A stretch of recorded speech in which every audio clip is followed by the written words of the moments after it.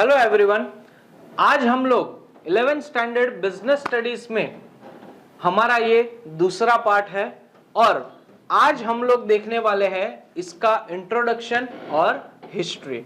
आगे भी हमने पहले पार्ट में देखा था फ्रेंड्स कि बिजनेस वर्ड क्या है, ट्रेडिंग क्या है, मतलब ट्रेड क्या है, कॉमर्स क्या है, कॉमर्स के अंदर ही ट्रेडिंग का पार्ट आता है, बिजनेस वर्ड कहां से आया है, क्या मतलब होता है, उनके सारे पॉइंट ऑफ व्यूज हम लोगों ने लास्ट लेक्चर्स में देखे थे। आज हम लोग देखने वाले हैं इसका इंट्रोडक्शन। पहली बात तो हम लोग अगर बात करें आज की डेट में, अगर देखने जाओ हमारी हर इंसान की, मतलब हर ह्यूमन बीइंग की कुछ ना कुछ क्या होती है, बेसिक नीड्स होती है, किसी की लग्जरियस नीड होती है।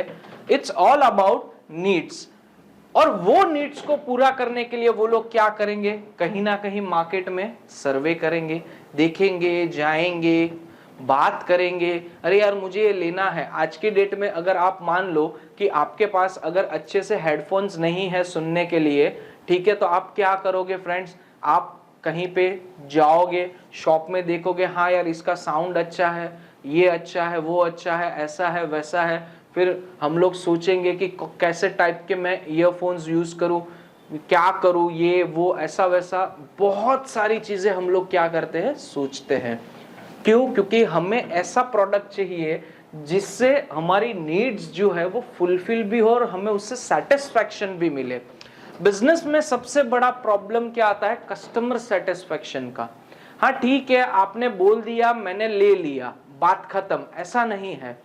आज की डेट में अगर देखने जाए तो हर ह्यूमन बीइंग का सबसे बड़ा पॉइंट ऑफ व्यू क्या आता है, यहां पे कस्टमर का सेटिस्फैक्शन। बिजनेसमैन सोचेगा मैं बेस्ट सर्विस दूंगा, बेस्ट गुड्स दूं, बट कहीं ना कहीं प्रॉब्लम क्या आके रुकती है, कस्टमर वो चीज से सेटिस्फाइड होना चाहिए। क्योंकि आज की डेट में कस्टमर को उसके बजट में सबसे बेस्ट चीज चाहिए। बजट बढ़ नहीं सकता और फीचर्स ऐड नहीं हो सकते। मतलब अच्छे से अच्छे, अभी मान लो कि मैं एक हेडफोन्स देख रहा हूं या ईयरबड्स देख रहा हूं, अच्छे से मुझे लगे, ठीक है, मेरा बजट है बोट का और मैं सोच रहा हूं आईफोन का, तो कैसे सेटअप होगा फ्रेंड्स, सोचो आप।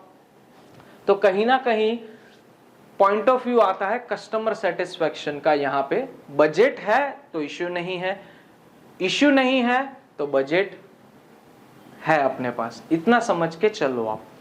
अब सबसे बड़ा प्रॉब्लम क्या आता है, कस्टमर सेटिस्फैक्शन का।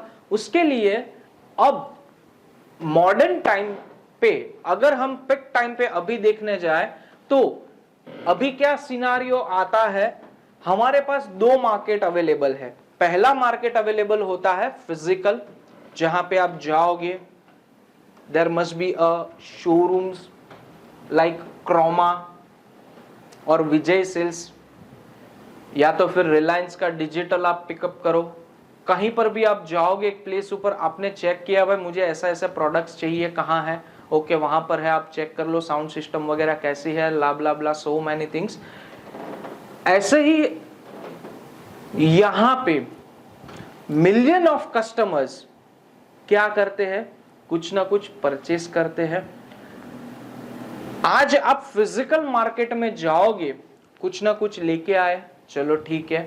अब यही चीज अमेज़न, फ्लिपकार्ट ने क्या सोचा कि भाई एक काम करता हूं, कस्टमर को बोलता हूं मैं, तू मुझे काम ऑर्डर दे, तेरे घर तक पहुंचाऊंगा over a internet. Electronic market आया ओवर अ इंटरनेट।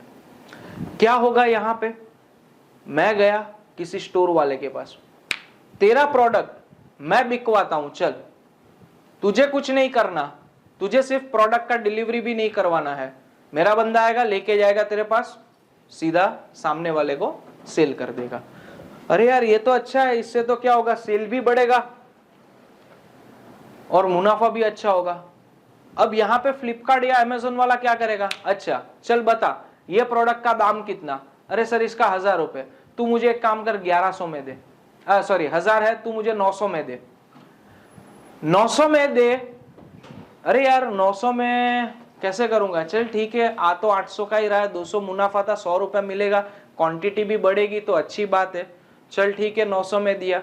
अब वही चीज जो मार्केट में 1000 में मिलती है, आप गए फिजिकल मार्केट में जहां 1000 देखा, आपने ऑनलाइन वही चीज को कितने में देखा, 900 में देखा।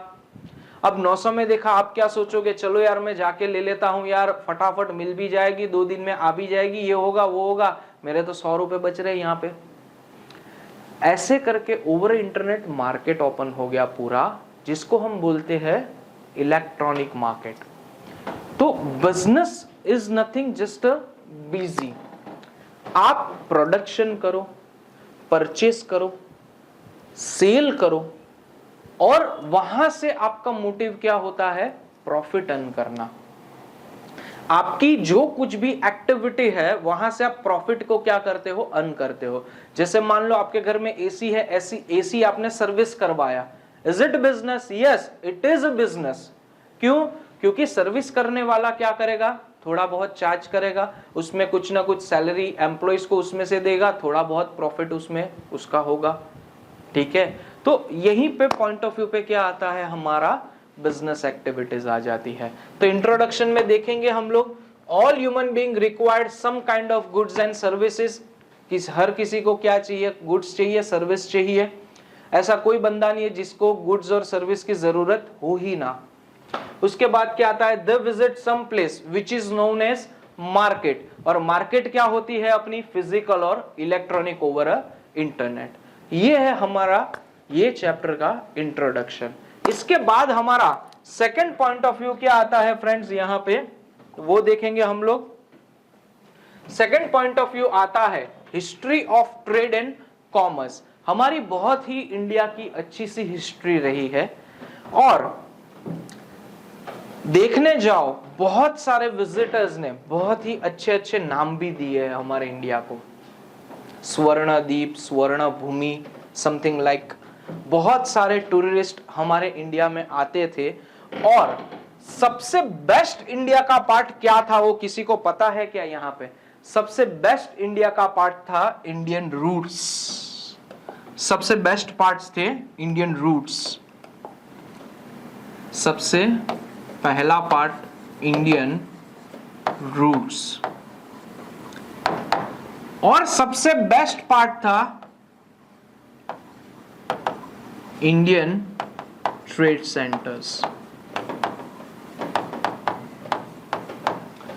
जो हमारे ट्रेड सेंटर्स थे वो सबसे बेस्ट थे। क्यों? क्योंकि यहां पे सबसे बेस्ट पॉइंट ऑफ व्यू ये था, इंडिया में जो जो चीजें अवेलेबल थी उससे भी अच्छा था इनको ट्रांसपोर्ट करवाना। यहां पे ऐसे पॉइंट ऑफ व्यूज थे फ्रेंड्स कि हम लोग not only about India, not only about with in India, it's all about entire Asia. हम इतने कैपेबल थे कि हम लोग इंडिया से बहुत सारी चीजों को इजीली एक्सपोर्ट करते थे। क्यों? क्योंकि हमारे पास वो ड्यूरेशन में क्या था, फेवरेबल क्लाइमेट अवेलेबल था, जिससे फार्मर्स क्रॉप्स अच्छे से अच्छा क्या करते थे, उगाते थे। और बहुत बार तो ऐसा हुआ था कि ट्वाइस और थ्राइस, 2 बार या तो 3 बार क्रॉप्स का क्या होता था, वहां पे ग्रोइंग होती थी। तो वो ड्यूरेशन सबसे बेस्ट था। बट इंडिया का सबसे बेस्ट पॉइंट ऑफ व्यू तो ये था ही था, बट सबसे best important point of view इसका आता है फेवरेबल पोजीशन।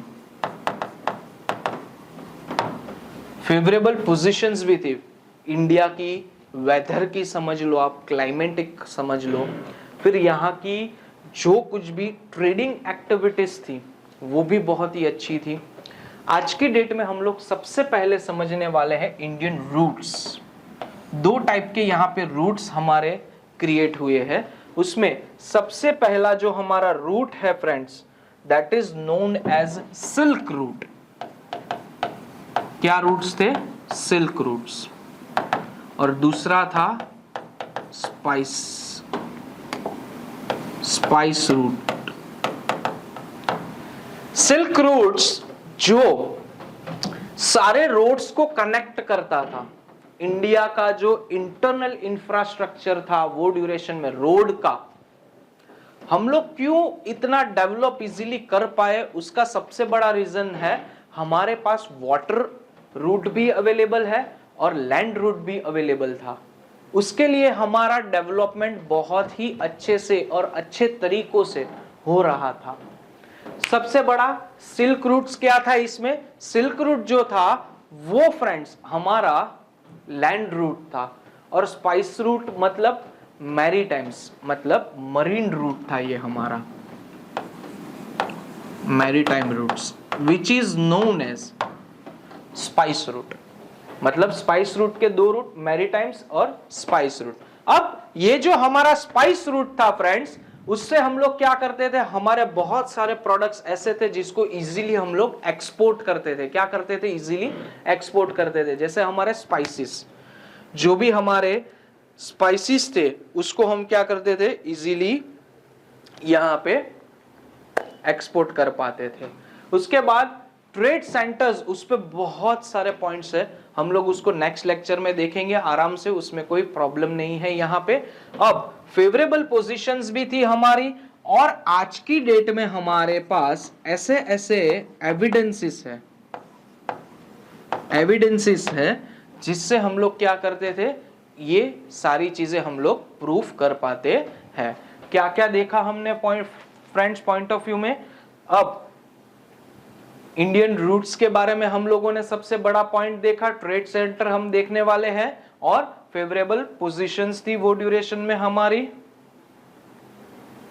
और आगे हम लोग देखने वाले हैं एविडेंसेस। अब एविडेंसेस में क्या है फ्रेंड्स कि आर्कियोलॉजिकल एविडेंस हमारे पास ऐसे है जिससे हम इजीली क्या कर सकते थे, एक एविडेंस आज की डेट में हमारे पास ऐसे है आर्कियोलॉजिकल एविडेंस जिससे यह प्रूफ होता है कि वो ड्यूरेशन में हम लोग by land and by water बहुत ही अच्छा क्या करते थे, ट्रेड करते थे, जिससे हमारी इकोनॉमी भी डेवलप होती थी एज वेल एज हमारे कॉमर्शियल एक्टिविटीज भी डेवलप हो रही थी। तो ये था हमारा बेसिक हिस्ट्री, और ये है history of trade and role of business, role of development in business. क्या पॉइंट्स थे इसके सारे सर? रूट्स हमारे पास सबसे बेस्ट थे, दूसरे हमारे थे फेवरेबल पोजीशंस थी हमारी, और एविडेंसेस भी आज की डेट में आर्कियोलॉजिकल एविडेंस भी प्रूफ करते हैं। क्या प्रूफ करते हैं हमारे सामने कि भाई वो ड्यूरेशन में हमारे पास लैंड और वाटर रूट की वजह से हम लोग इकोनॉमी में और कॉमर्शियल एक्टिविटीज में भी अच्छा सा डेवलप कर रहे थे। इसके बाद हमारा एक पॉइंट आता है फ्रेंड्स, एंड वो पॉइंट है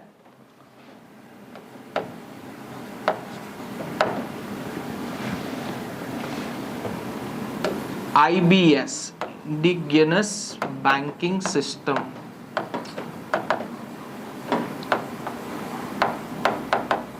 हमारी जो वो ड्यूरेशन में बैंकिंग सिस्टम थी उसका भी यहाँ पे क्या किया गया है, थोड़ा बहुत जिक्र किया गया है कि भाई आज आप ट्रेड कर दोगे बट उसके बाद मेरे पास पैसे भी तो आने चाहिए। आज आपने कुछ किसी को सेल किया, सेल करने के बाद भी तो आपके पास उसका पैसा आना चाहिए, वो भी तो सबसे बड़ा पॉइंट है यहाँ पे। तो कैसे करेंगे, क्या करेंगे, कैसे हमारे पास पैसे आएंगे, ये सारे पॉइंट ऑफ व्यूज हमारा क्या था, यहाँ पे IBS सिस्टम में एंटर किया गया था। तो IBS सिस्टम हम लोग देखने वाले हैं। तो चलो फ्रेंड्स IBS सिस्टम को हम स्टार्ट करते हैं।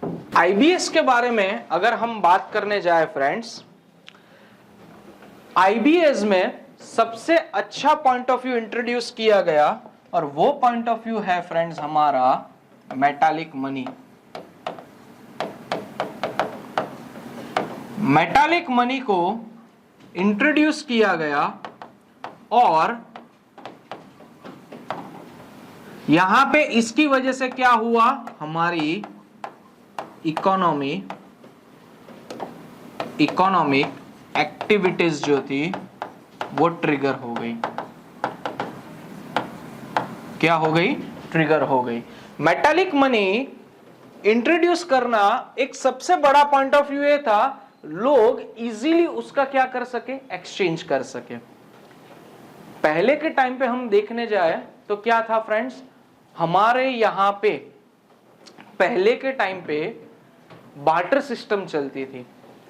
अब आईबीएस आने के बाद क्या सिनारियो हुआ फ्रेंड्स? आईबीएस आने के बाद सबसे बेस्ट सिस्टम ये हो गई, मेटालिक मनी को इंट्रोड्यूस किया गया। मेटालिक मनी क्या क्या था फ्रेंड्स?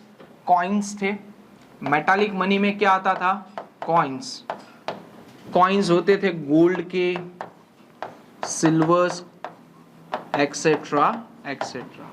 अब गोल्ड और क्या होते थे? सिल्वर के, मेटल्स के कॉइन्स होते थे, जिसकी वजह से क्या होता था? हर सिक्के की वैल्यू डिफरेंट होती थी। हर सिक्के की वैल्यू डिफरेंट होने के साथ साथ क्या होता था? एक्सचेंज इजीली कर सकते थे।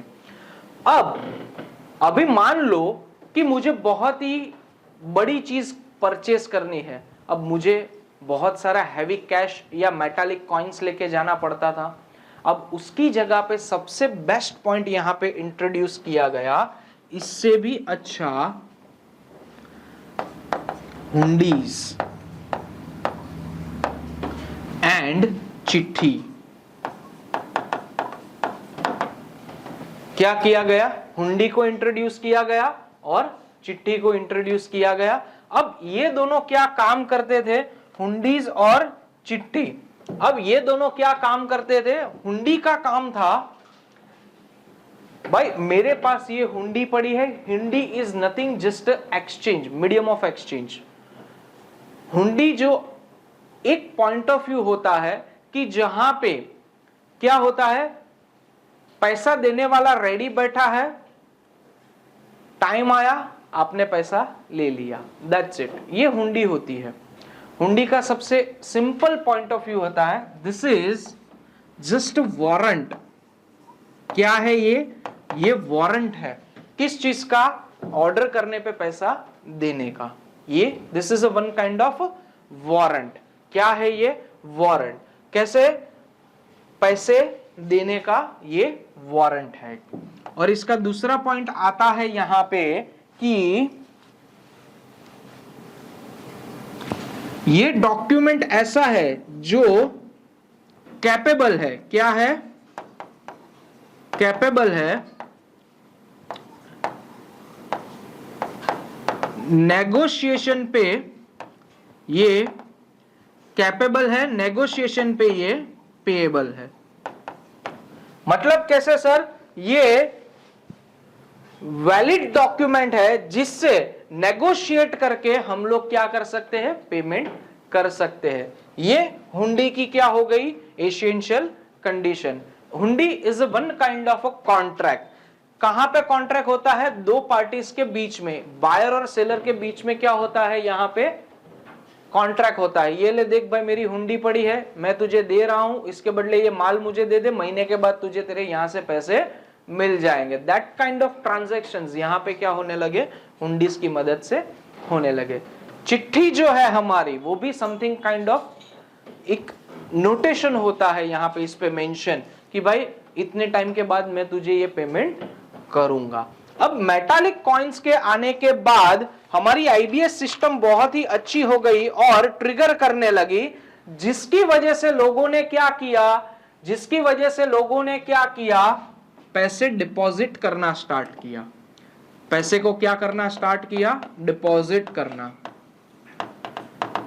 डिपॉजिट पैसे करने लगे आईबीएस में, और डिपॉजिट होने के साथ साथ इसके दो पार्ट आए। क्या क्या दो पार्ट आए इसके? पहला पार्ट आया, पहले तो एज अ लोन, पैसे को क्या करना है आपको? एज अ लोन पे क्या करना पड़ेगा? देते रहो। और दूसरा यहां पे पॉइंट ऑफ व्यू आता है गारंटी का। किसका पॉइंट ऑफ व्यू आता है? गारंटी का।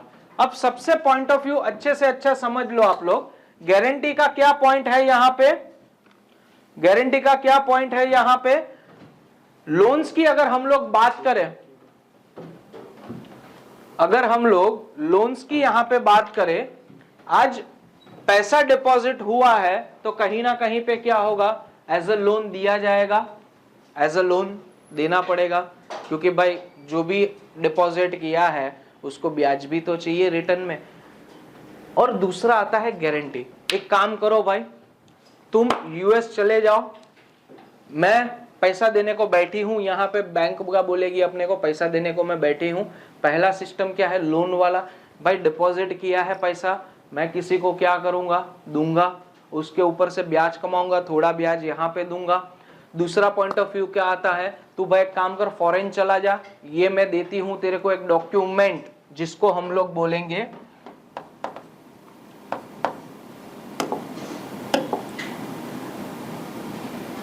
Bill of exchange. क्या बोलेंगे हम लोग इसको,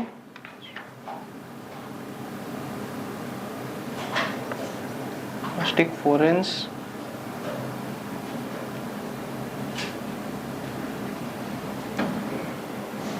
यस, लेटर ऑफ क्रेडिट।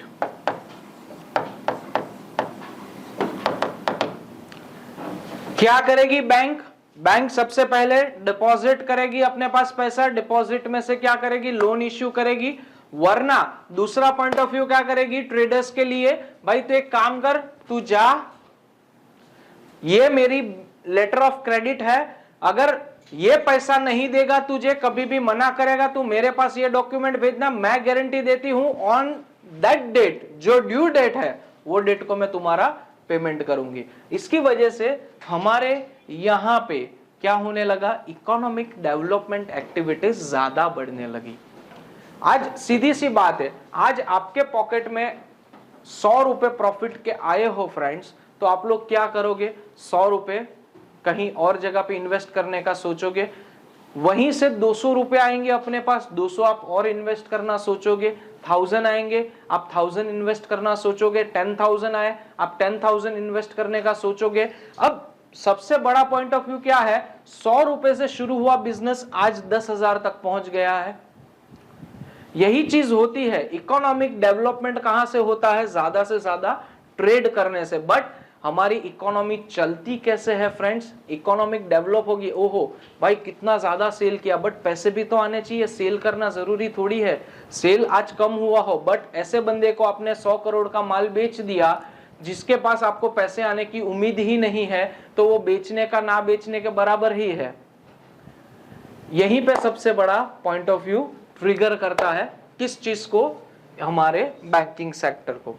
अब गारंटी मेरे पास पड़ी है, अब 100 करोड़ 200 करोड़ का माल देना हो मैं दे सकता हूं, क्यों, क्योंकि मेरे पास ये बंदा पैसा नहीं देगा, बैंक मुझे पैसा देगी, क्यों, क्योंकि उसने क्या दी है, लेटर ऑफ क्रेडिट मुझे दिया है। तो यही पॉइंट ऑफ व्यू की वजह से हमारे इंडियन मतलब इकोनॉमिक डेवलपमेंट और एक्टिविटीज जो थी, इकोनॉमिक एंड कॉमर्शियल एक्टिविटीज, वो सबसे ज्यादा ट्रिगर करने लगी। क्यों, क्योंकि मीडियम ऑफ एक्सचेंज एक बहुत ही सिस्टम जो हमने बनाई बैंकिंग की, वो बहुत ही अच्छे से वर्कआउट करने लगी थी।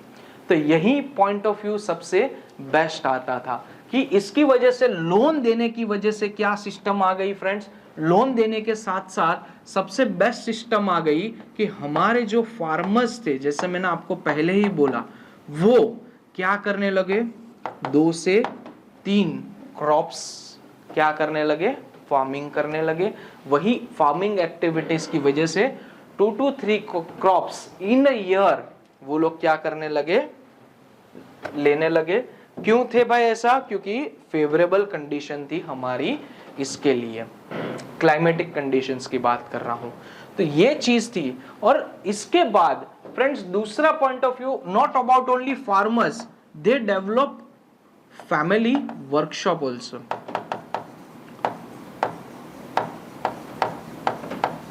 जिसको हम आज की डेट में बोलते हैं कारखाना। कारखाना जो थे वो भी अच्छे से डेवलप होने लगे, और हैंडमेड प्रोडक्ट्स जो भी थे उनकी क्या होने लगी, डेवलपमेंट ज्यादा होने लगी। आज सोचो, अगर हमारे देश में लैंड रूट और सी रूट अगर नहीं होता हमारे पास, मतलब सिल्क रूट और स्पाइस रूट नहीं होते हमारे पास, तो आज की डेट में क्या हम ये सारी चीजों को अच्छे से डेवलप कर पाते? नहीं कर पाते। यहाँ पे क्या होने लगा, कारखानास जो थे, जो हैंडमेड वर्किंग करके क्या करते थे, कुछ अच्छा इनोवेटिव प्रोडक्ट्स बनाते थे, उनकी डिमांड भी बढ़ने लगी और उनकी वजह से क्या होने लगा, यहाँ पे प्रोडक्ट की डिमांड बढ़ने लगी। इसकी वजह से प्रोडक्ट्स लाने भी मतलब ट्रांसपोर्टेशन भी इजीली होने लगा और सबसे बढ़िया डिमांड की वजह से इकोनॉमी भी हमारी ट्रिगर हुई थी। यही पॉइंट ऑफ व्यू सबसे बेस्ट आता है और इसकी वजह से बहुत सारे लोगों में प्रॉब्लम भी आने लगा।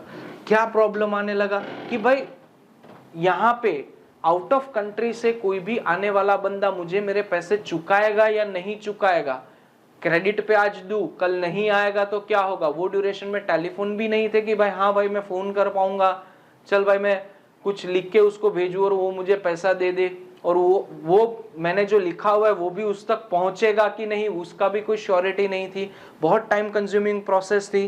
तो क्या हुआ, कैसे होगा, इसके लिए इंट्रोड्यूस हुए इंटरमीडियरीज कि भाई ये पैसा नहीं देगा, मैं बैठा हूं बीच में, तेरा पैसा लाने का जिम्मेदारी मेरा, तेरा माल बिकवाने का जिम्मेदारी मेरा। आज आप कहीं पर भी जाओ, भाई क्या लेना है आपको, ठीक है ये मार्केट में मैं लेके चलता हूँ, ये शॉप में अच्छी सी अच्छी चीजें मिलती है, उसमें उसका कमीशन रहता है। तो यहाँ पे इंटरमीडियरीज इंट्रोड्यूस हो गए। तो वो टॉपिक हम लोग पढ़ने वाले हैं नेक्स्ट लेक्चर में। फ्रेंड्स, आई होप आपको अच्छा लगा हो lecture, and thank you so much for watching this video. अच्छा लगा हो, चैनल को हमारी सब्सक्राइब जरूर कर लेना। Thank you so much everyone.